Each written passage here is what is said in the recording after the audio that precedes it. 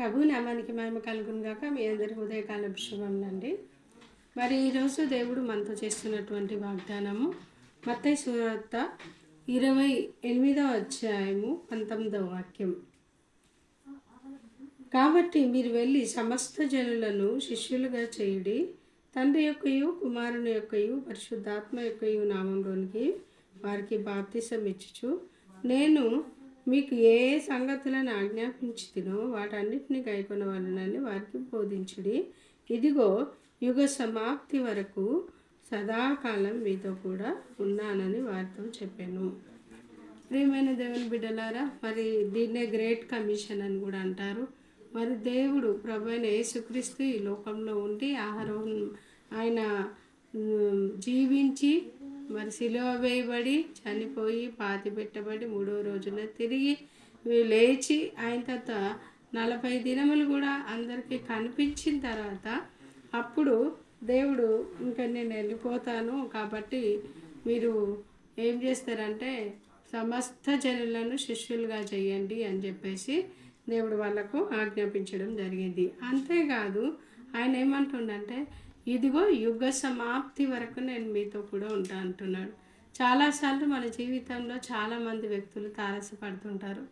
మన పిల్లలు, మన తల్లిదండ్రులు, మన భర్త, ఇంకా లేకపోతే స్నేహితులు అందరూ నేను కడ వరకు ఉంటా అని చెప్తారు, కానీ ఒక్కరు కూడా ఉండరండి. కడ వరకు మధ్యలోనే వదిలేస్తారు. తల్లిదండ్రులతో సహవాసం పెళ్ళయ్యే వరకే, పెళ్ళైన తర్వాత భర్తతో సహవాసం అంతంత మాత్రమే ఉంటుంది. పిల్లలు కూడా మనతో కొన్నాళ్ళ వరకే, వాళ్ళ పెళ్ళిళ్ళు అయ్యే వరకే. కానీ మనతో ఉండేది మన దేవుడు మాత్రమే. యుగ సమాప్తి వరకు ప్రతిరోజు కూడా ఆయన మనతోనే ఉన్న దేవుడు. మనము ఒంటరిగా ఏడిచినప్పుడు మనతో ఉండి కన్నీరు తుడిచే దేవుడు, బాధల్లో ఉన్నప్పుడు మనతో ఉండి మనల్ని ఓదార్చే దేవుడు. మనము ఎన్నిసార్లు ఒంటరిని అని బాధపడుతుంటామో అప్పుడంతా కూడా దేవుడు అంటున్నాడు, నేను నీతో సదాకాలం, 1 నిమిషము 2 నిమిషాలు కాదండి, సదాకాలం తోడై ఉంటాడంట. కొన్నిసార్లు మనం అనారోగ్యంగా ఉన్నప్పుడు కూడా మనకి ఎవరు తోడు లేకపోవచ్చు. అయ్యో నన్ను ఎవరు చూస్తలేరు, నేను ఒంటరిగా ఉన్నాను, చాలా బాధపడతాం మనం. కానీ దేవుడు అంటున్నాడు, నేను నీతో ఉన్నా బిడ్డ. మనల్ని ఓదార్చే దేవుడు, మనల్ని ముద్దాడే దేవుడు, మనల్ని కౌగిలించుకునే దేవుడు, మనల్ని ఎల్లప్పుడూ కూడా ఆయన కృపగల హస్తముల నీడలో దాచి కాపాడుతున్నటువంటి దేవుడు మనకు తోడై ఉన్నాడు. నిజంగా ప్రియమైన బిడ్డ, మనం ఒంటరిగా ప్రయాణం చేస్తున్నట్టు ఒంటరిగా కూర్చుండి ఏడుస్తుండొచ్చు ఒకవేళ నువ్వు ఇప్పుడు ఈ సమయంలో. కానీ దేవుడు నీతో మాట్లాడుతున్నాడు, నేను నీతో ఉన్నాను, నీకేం భయం లేదు అంటున్నాడు. భయపడకుము అని సెలవిచ్చినటువంటి దేవుడు, మనకు తోడై ఉండేటువంటి దేవుడు, మనతో సదాకాలం ఉంటానని సెలవిస్తుండగా ప్రియమైన బిడ్డ, ఉదయకాలంలో ధైర్యం తెచ్చుకో. దేవుడు నీతో కూడా సదాకాలం ఉన్నాడు. ఆయన విడిచిపెట్టే దేవుడు కాదు. మరి సదాకాలం ఆయన కృప నీకు తోడుగా ఉండి సదాకాలం నిన్ను ఆయన కౌగిట్లో భద్రపరిచి నిన్ను కాపాడును గాక. దేవుడి కొద్ది వాక్యం దీవించి ఆశీర్వదించు గాక. చిన్న ప్రార్థన చేసుకుందాం.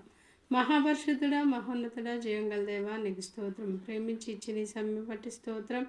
మా యొక్క ప్రయాణాలన్నింటిలో మీరు తోడుండి క్షేమకరమైన ప్రయాణంను దయచేసిన విధానం బట్టి మీకు స్తోత్రంలో చెల్లిస్తున్నాను నాయన. మరి ముఖ్యంగా నా తండ్రి, మరి ఈ ఉదయకాలం అందున ప్రభ నీకు వందనాలు చెల్లించుకుంటున్నాము. ఈ దినంలో మేము చేయబో ప్రతి పనుల విషయంలో నీ సన్నిధికి వస్తున్నాను నాయన. నీకు స్తోత్రంలో నాయన. అయ్యా మీరు మాకు తోడునీడై ఉంటానని సెలవిచ్చిన దేవుడు, మమ్మల్ని అందరు చేయి విడిచి వెళ్ళిపోతుండొచ్చు, కన్ను విడిచిపెట్టే దేవుడు కాదు ప్రభా. మాకు డబ్బులు లేనప్పుడు మమ్మల్ని ఎవరు కేర్ చేయకపోవచ్చు. మా స్నేహితులు కూడా మమ్మల్ని వదిలేసి వెళ్ళిపోతారు.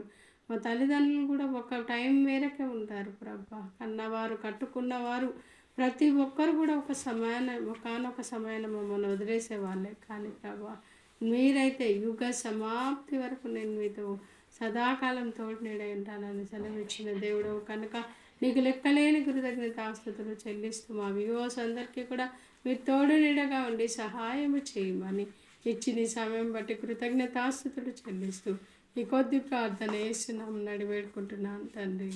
ఆమేన్.